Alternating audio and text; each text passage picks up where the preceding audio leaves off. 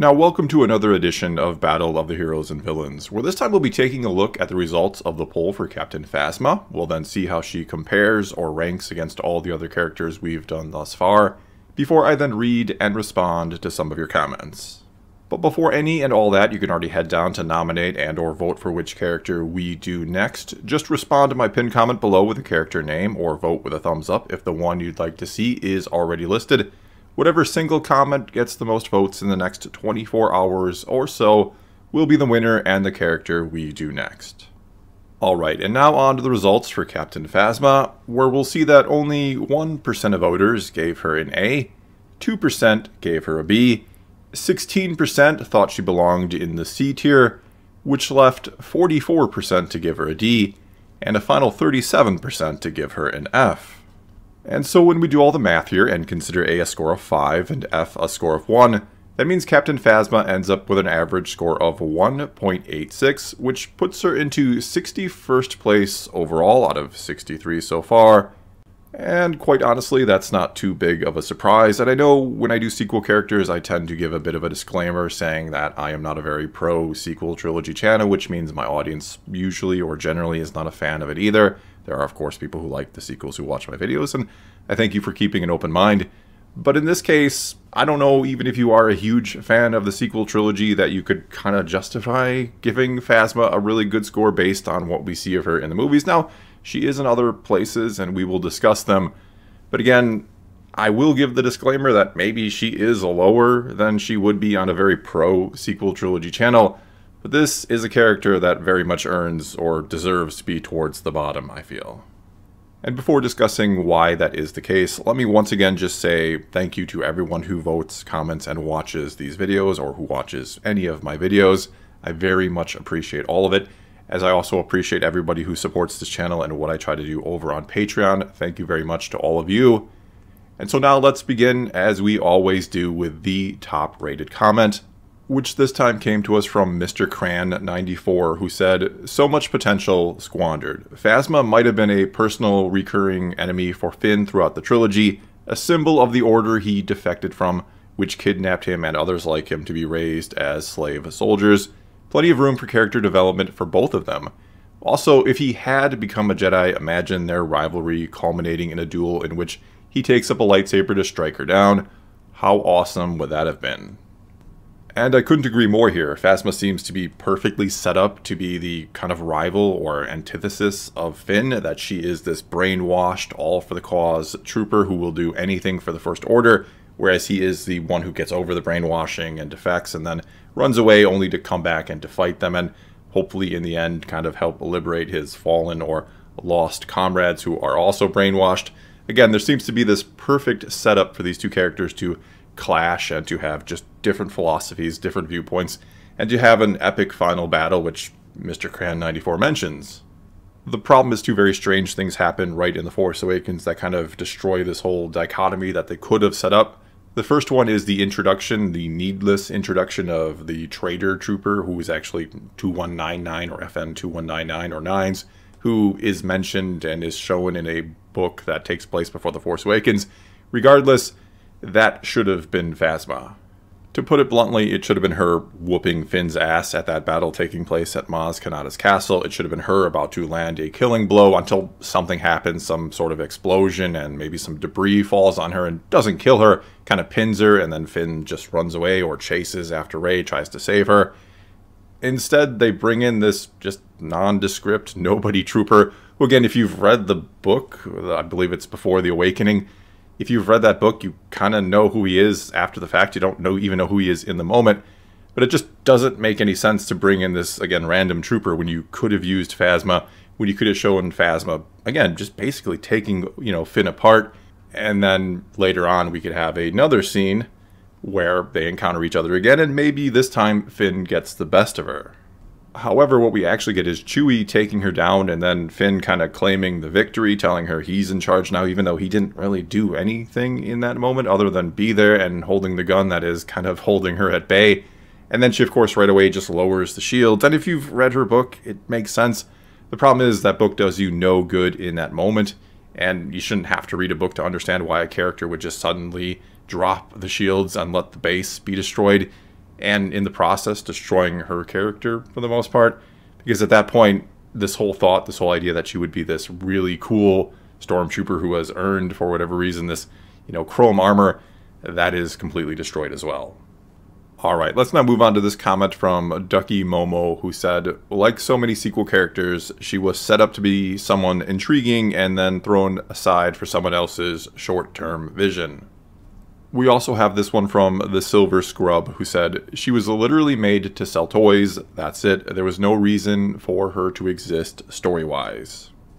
And though I agree with the first comment that there was intriguing potential there was an intriguing idea there with Captain Phasma, and that, well, like with many things in the sequels, kind of conflicting visions from the different writers and directors just really ruined any potential that she may have had. I think the original idea was to sell toys, that there really wasn't an idea beyond trying to create another Boba Fett type character. I think they intentionally underused and underdeveloped her in order to keep her very vague and mysterious, so that again people would be more intrigued by the mystery than what they actually see on screen. Now the problem with that is that Boba Fett actually does do some very cool things on screen. There is a reason beyond just his look and presence that people found him to be such a great character in The Empire Strikes Back, why they got hooked on the character. And right away you had him going, basically toe-to-toe with a character like Darth Vader. Vader's telling him, no disintegrations, as if there is maybe some kind of past or history there, where Boba Fett has actually defied Vader, yet he's so good Vader goes back to him anyway. But with Phasma, there's nothing like that. There's no cool moment that you really just are intrigued again by the character and you want to know what is up with this character. There's just the cool armor, but unfortunately there's nothing in the cool armor, nothing worth really caring about or getting into. Next up here then we have a comment from Samuel Warner, who said, an A in the book Phasma, which I loved. Unfortunately, the films really dragged her down. So much potential. Then we also have this one from TNN, Taro News Network, who said, I think the low scores are a factor of her not being used well in the movies and the fact that she's a sequel character. Personally, thanks to her book also named Phasma, I think she was one of the better sequel characters. We see how she prefers to play the political game and how it's a byproduct of the hard life she lived on Parnassus. Honestly, if we got that character in the movies, I think she'd even be a fan favorite from the sequel era. Unfortunately, what we got was her losing to Finn because he had enough plot armor to not die when he fell down a hole, and got a cheap shot on her before she ultimately died, another victim of the lack of planning that went into the sequels. And the sad thing is that the book Phasma, which, no surprise, kind of gives her a backstory and tells us where she came from and how she grew up, it's actually a really good book, and not just a good Star Wars book, it's actually a really just good book in general. It's kind of a blend of Mad Max and Star Wars. It's worth the read, even if you are not a Star Wars fan. It's something you could probably read and get into. And if you are a fan of Star Wars, even if you hated the sequel trilogy, you can't help but kind of really understand and get to know and even enjoy the character of Phasma. It makes sense of her actions in The Force Awakens when she lowers the shields, because she is someone that is just completely 100% out for herself. Which again, isn't what I think most people expected out of the character. I think they expected the ultimate kind of trooper, the ultimate for the First Order, mentality. And of course, that scene again at the end of The Force Awakens is anything but the ultimate trooper. She should have theoretically died for the cause if that's what she was. Anyway, it really is a good book in and of itself, and I would recommend it if you are someone who enjoys reading, and especially if you enjoy reading Star Wars books. And it does, again, explain her actions at the end of The Force Awakens for what it's worth. But again, as I've said many times before, you really shouldn't have to read a book in order to understand someone's motivation within a film. Okay, and moving on now, we have this comment from Pawar LOS, who said, my favorite scene from The Last Jedi is the deleted scene where Finn spills that she shut down the shields and Phasma kills her own men to keep the secret. It perfectly shows how ruthless she is and how she'll do anything to save her own skin. It would have been the best scene in the movie had they left it in. And I begrudgingly agree, it is a really good scene. It would have been one of the better scenes in the film for sure, and if you've never seen it before, I'm sure you can find it here on YouTube.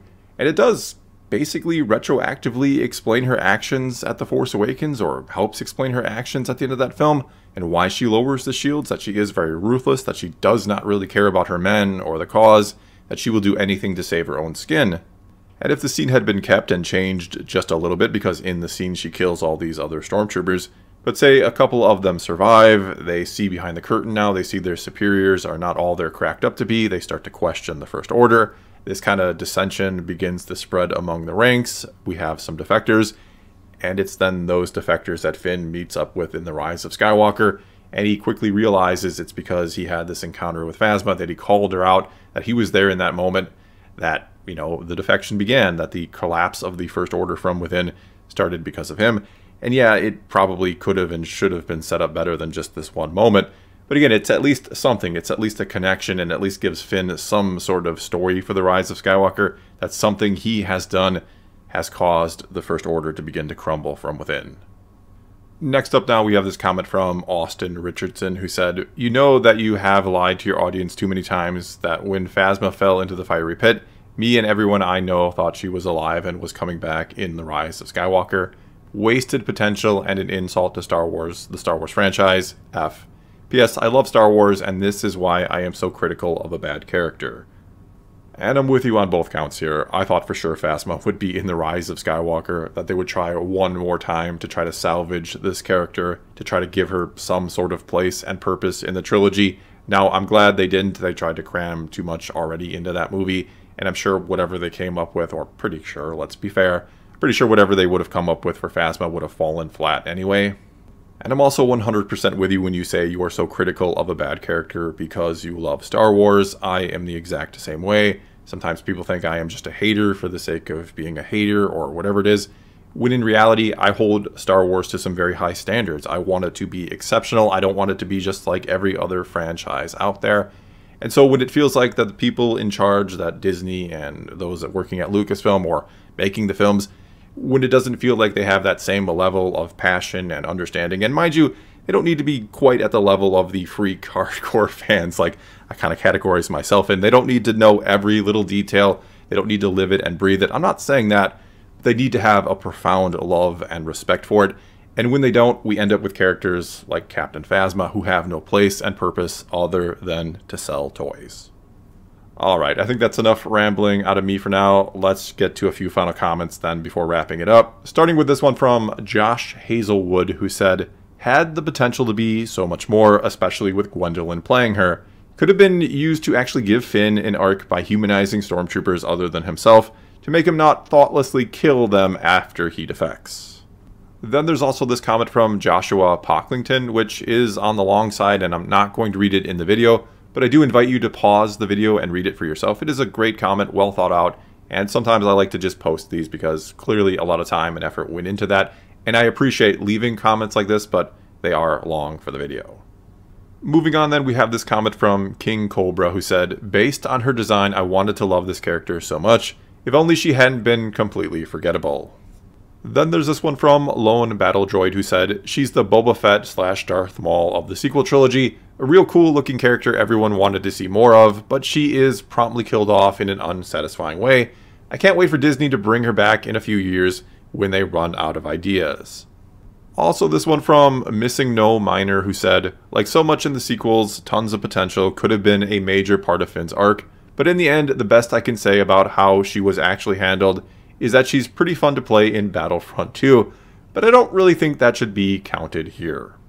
Next up then, this comment from Puhajan, sorry if I'm pronouncing that wrong, but they had this to say. "From the First Order's point of view, I really wish she would have been given the task in The Last Jedi to personally hunt down Finn and bring him to Kylo Ren, so that he may face justice for his defection and for committing treason.